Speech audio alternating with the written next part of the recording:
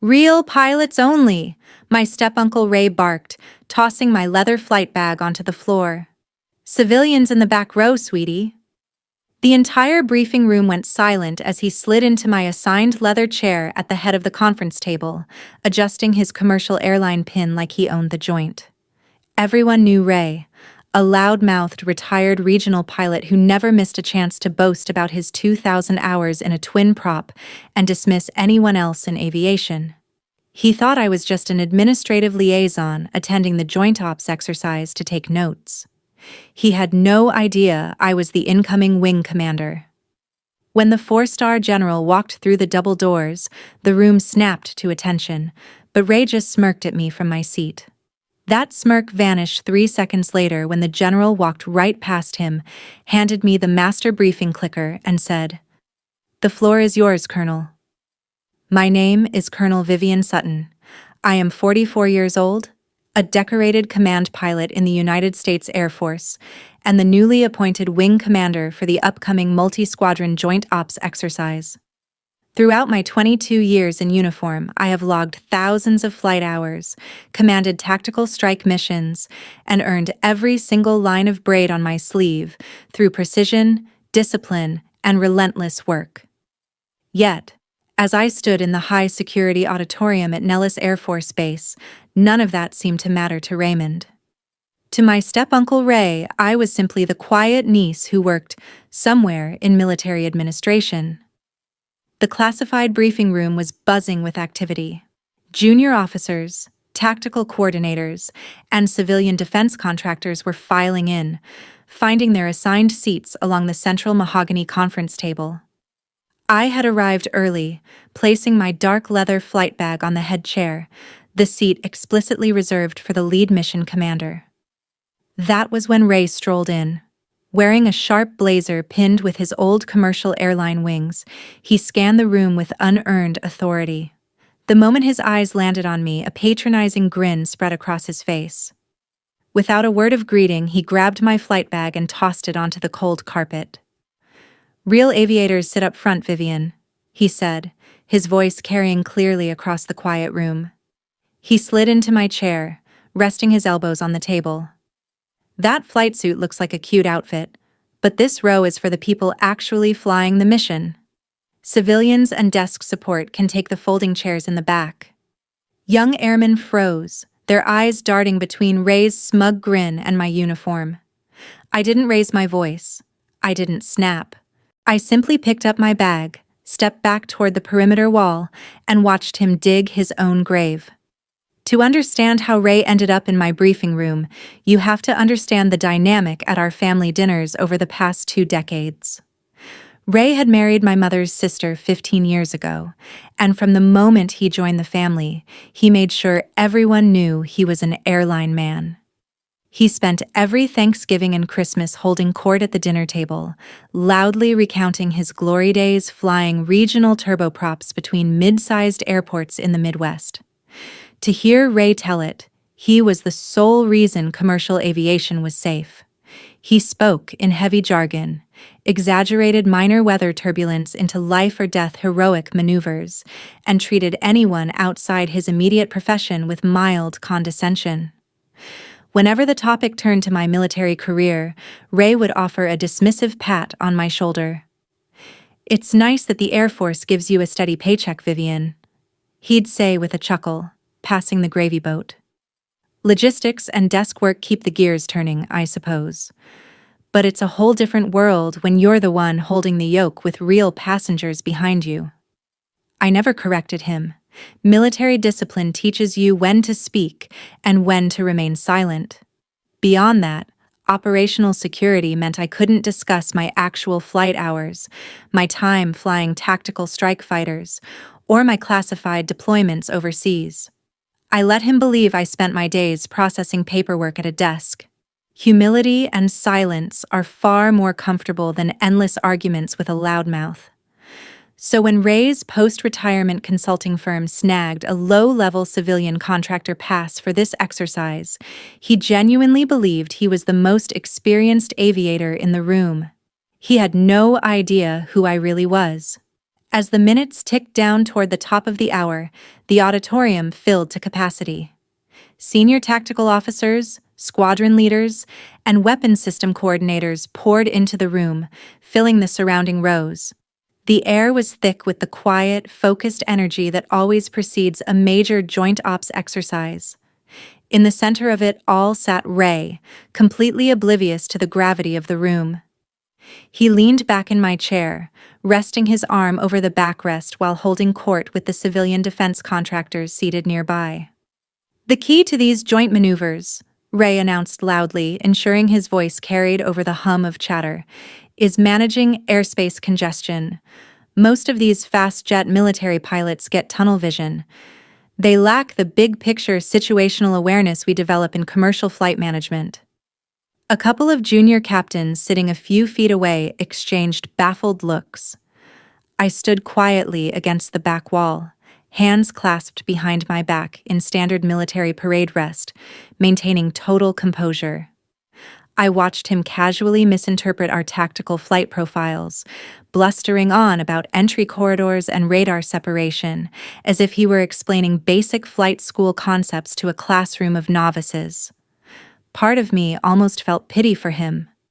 Ray was so blinded by his own ego, so desperate to project authority in a room full of serious professionals, that he couldn't see how severely he was overstepping. He was confusing a guest contractor pass with actual command presence. I didn't utter a single word to correct his flawed logic. I simply checked my watch, adjusted my flight suit cuffs, and waited. The clock was about to run out on Uncle Ray's little performance. The double heavy doors at the front of the auditorium swung open with a sharp, heavy thud. "Attention on deck!" the room warden bellowed. Instantly, 80 officers, contractors, and specialists snapped to rigid attention, the collective scrape of chairs against the floor echoing off the walls. Ray scrambled out of his chair, attempting to stand at his version of attention, puffing out his chest to project importance in the front row. Four-star General Marcus Vance stepped through the entrance, flanked by 2 executive aides. General Vance was a legendary figure in combat aviation, a stern, sharp-eyed commander who tolerated zero nonsense and expected absolute perfection from his personnel. His piercing gaze swept across the auditorium, taking in the ranks of seated officers. But almost immediately, his eyes locked onto the head of the main briefing table, and his brow furrowed into a deep, dangerous line. He noticed my leather flight bag sitting awkwardly on the floor near Ray's polished shoes, and then his eyes traveled all the way to the back perimeter of the room, where I stood silently against the wall. General Vance didn't mince words. The temperature in the room dropped 10 degrees as his gravelly voice boomed through the speakers. "Why is my lead mission commander standing against the back wall like a spectator?" Vance demanded, his voice slicing through the quiet room like a blade. Ray blinked, looking around in confusion, assuming the general was addressing someone else. "You!"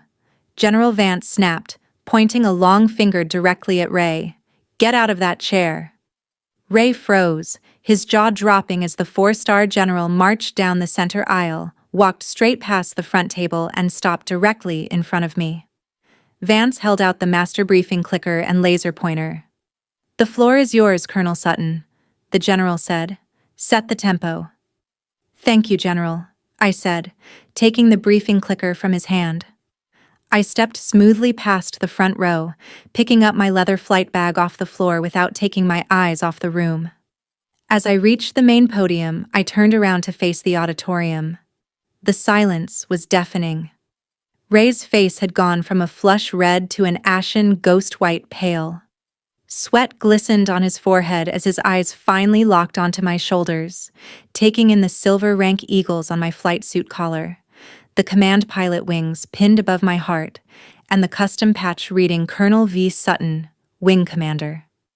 The realization hit him like a physical freight train. The quiet niece he had patronized for 15 years wasn't a desk clerk. I was running the entire operation. I pressed the remote button, and the massive primary screen behind me lit up with the encrypted multi-squadron master strike route. "Good morning, gentlemen," I began, my voice projecting with cool, practiced authority. "Today, we review the tactical execution phase for Operation Silver Shield. We are coordinating 3 stealth fighter squadrons, strategic air refueling, and low-altitude radar evasion profiles." I navigated through the high-tempo flight plan, breaking down fuel burn rates, missile engagement zones, and timing windows with absolute precision. Midway through the slide deck, I paused on the airspace coordination map, the exact topic Ray had been bragging about earlier. "To address a common misconception regarding civilian versus tactical airspace management," I said, glancing briefly in Ray's direction. "We do not fly commercial separation corridors here. We operate under active stealth protocols where quarter-second decisions mean life or death." Ray sank so low into his chair he looked like he might disappear entirely into the floorboards. When I concluded the briefing with a crisp, "Questions? Good. Dismissed," the room burst into immediate motion. Officers gathered their documents. Commanders huddled to align timelines, and General Vance offered me a curt nod of approval before exiting with his aides. In the midst of the post-briefing hustle, I spotted Ray trying to pull off a quiet retreat. He was hugging the edge of the auditorium, keeping his head down, desperately hoping to slip out the heavy rear exit before anyone noticed him. I didn't need to yell.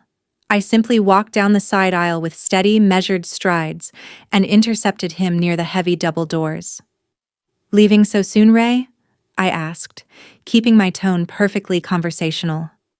Ray froze, his hand trembling slightly on the brass door handle. He turned around slowly, unable to meet my eyes.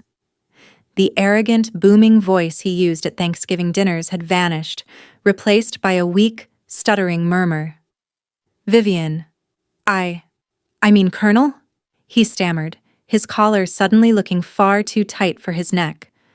"I had no idea. You never said, at family dinners.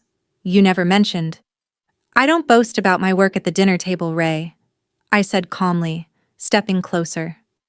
"In military aviation, we let our record, our training, and our rank speak for us.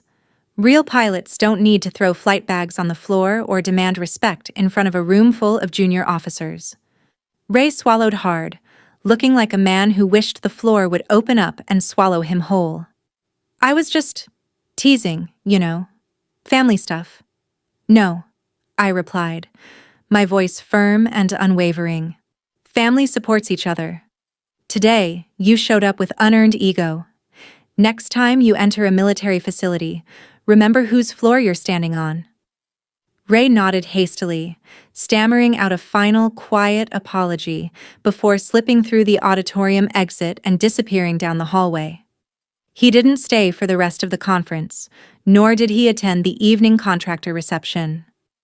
Word of what happened in that briefing room traveled fast, as military stories often do.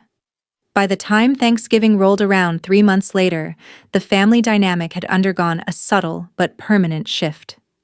For the first time in 15 years, Ray sat at the dinner table without uttering a single word about his flight hours or offering patronizing career advice to anyone in the room. When my aunt asked about my recent assignment, Ray simply smiled nervously into his plate and passed the rolls.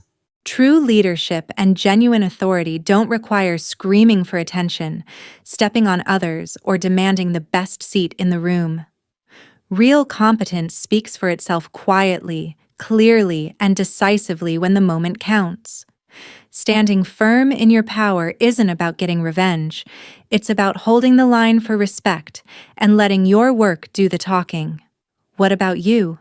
Have you ever had a boss, colleague, or family member who treated you like a nobody until they found out who you really were? How did you handle it? Drop your story in the comments below. I read every single one. If you enjoyed this story, make sure to hit that like button and subscribe to the channel for more powerful military storytelling and lessons in quiet confidence.